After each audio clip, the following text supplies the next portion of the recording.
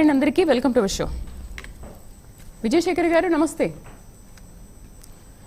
విజయశేఖర్ గారు, జగన్ చేసిన ఆరోపణలు ఏంటనేది అంతకు ముందు మనం చూసాము, అండ్ ఇప్పుడు కూడా ఆయన బయట ఏం మాట్లాడారనే విషయాన్ని మనం చూసాం.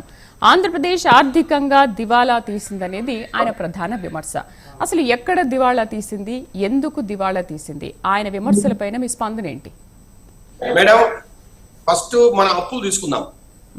అప్పుల విషయంలో విభజిత ఆంధ్రప్రదేశ్ 2014 జూన్లో 1,08,000 కోట్ల అప్పులు ఉన్నాయండి ఆంధ్రప్రదేశ్ కు. అదే 2019 మార్చి 31 నాటికి ఏదైతే టీడీపీ గవర్నమెంట్ 2.57 lakh crores అయిందండి. అది 1.08 నుంచి 2.57 lakh crore అయిందండి. అట్లాగే 2024 మార్చికి అంటే జగన్ మోహన్ రెడ్డి దిగిపోయే నాటికి స్టేట్ డైరెక్ట్ డెబిట్ వచ్చి 5.19 lakh crores అయిందండి. అంటే ఆల్మోస్ట్ 2,60,000 కోట్లు పెరిగిందండి స్టేట్ డైరెక్ట్ డెబిట్. రెండవది పబ్లిక్ సెక్టార్ అండర్టేకింగ్స్ ద్వారా జగన్మోహన్ రెడ్డి ప్రభుత్వం తెచ్చిన అప్పు 1,58,000 కోట్లండి. అట్లాగే పబ్లిక్ సెక్టార్ అండర్టేకింగ్ నుంచి గవర్నమెంట్ గ్యారంటీస్ ఇవ్వకుండా తెచ్చిన అప్పు 91,000 కోట్లండి. మొత్తం కలిపితే 5,11,000 కోట్లు వైసీపీ గవర్నమెంట్ అప్పు చేసిందండి 2019 మార్చి నుంచి 2024 వరకు. అయితే దీంతో పాటు బిల్స్ పెండింగ్ లో ఉన్న బిల్స్ 1,30,000 కోట్లండి. ఇట్లా ఏదైతే గవర్నమెంట్ ఇంకా ఏజెన్సీస్ కావచ్చు, కాంట్రాక్టర్లకు కావచ్చు చెల్లించాల్సిన రకరకాల అప్పులు, రకరకాల బిల్స్ పెండింగ్ చాలా ఉందండి. ఇదంతా విజయశేఖర్ గారు 1 minute నేను అడ్డొస్తున్నాను మీకు. విజయశేఖర్ గారు ఓకే, ఇప్పుడు ఇన్ని అప్పులు అయ్యాయి జగన్ పాలనలో అంటున్నారు. మీరు అప్పులు దేనికి ఎంత అయిందనే విషయాన్ని ఇప్పటి వరకు ప్రజలకు వెల్లడించారా, ప్రజల ముందు పెట్టారా? మేడం, చంద్రబాబు నాయుడు గారు ఈ మధ్య కాలంలో ఆయన ప్రెస్ మీట్ పెట్టిన ప్రతిసారి చెప్తున్నారండి, ఇప్పటి వరకు జగన్ రెడ్డి చేసిన అప్పులు 9,74,000 కోట్ల రూపాయల దాకా తేలింది. అంటే అప్పు అంటే అప్పే కాదండి, స్టేట్ గవర్నమెంట్ తెచ్చిన అప్పులు కావచ్చు, లేదంటే కార్పొరేషన్ అప్పులు కావచ్చు, అట్లాగే వీళ్ళు చెల్లించాల్సిన పేమెంట్స్ కూడా అంటే కాంట్రాక్టర్లు కావచ్చు, ఏజెన్సీస్ కావచ్చు, 1,00,000 కోట్ల ఉందండి. ఇదంతా కూడా ఇప్పుడున్న గవర్నమెంట్ పే చేసుకుంటూ వస్తుంది. అయితే ఈ మధ్య కాలంలో అంటే 2-3 రోజుల క్రితము పయ్యావుల కేశవ్ గారు కూడా అసెంబ్లీలో క్లియర్ కట్ గా చెప్పారండి. ఇప్పుడు ఈ లెక్కలు నేను ఏదైతే చెప్తున్నానో ఇప్పుడు పయ్యావుల కేశవ్ గారు చెప్పిన మాట్లాడండి ఇవన్నీ కూడా. అయితే ఈ సంవత్సరం జనవరికి స్టేట్ డైరెక్ట్ డెబిట్ వచ్చి 6,35,000 కోట్లు అండి. అంటే 1,20,000 కోట్లు స్టేట్ ఈ రోజు డైరెక్ట్ గా అప్పు చేసింది ఈ 1.5 సంవత్సర కాలంలో. అట్లాగే 50,000 కోట్లు పబ్లిక్ సెక్టార్ అండర్టేకింగ్స్ ద్వారా అప్పులు చేశాం. అంటే ఈ గవర్నమెంట్ వచ్చిన తర్వాత 1,70,000 కోట్లు అప్పులు చేశామండి.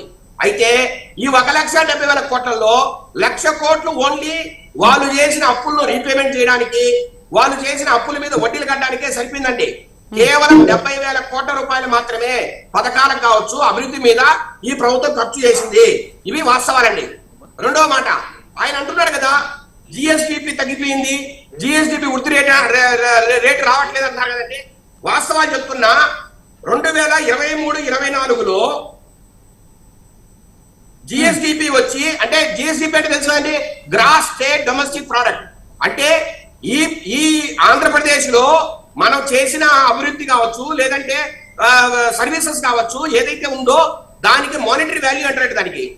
అయితే దాన్ని 14,39,000 కోట్లుగా ఉందండి 23-24లో. అదే 24-25కి వచ్చేటప్పటికి 16,20,000 కోట్లు అయిందండి. అంటే 12.74% మనకు జిఎస్డిపి తెలుగుదేశం పార్టీ అధికారంలోకి వచ్చిన తర్వాత పెరిగిందండి.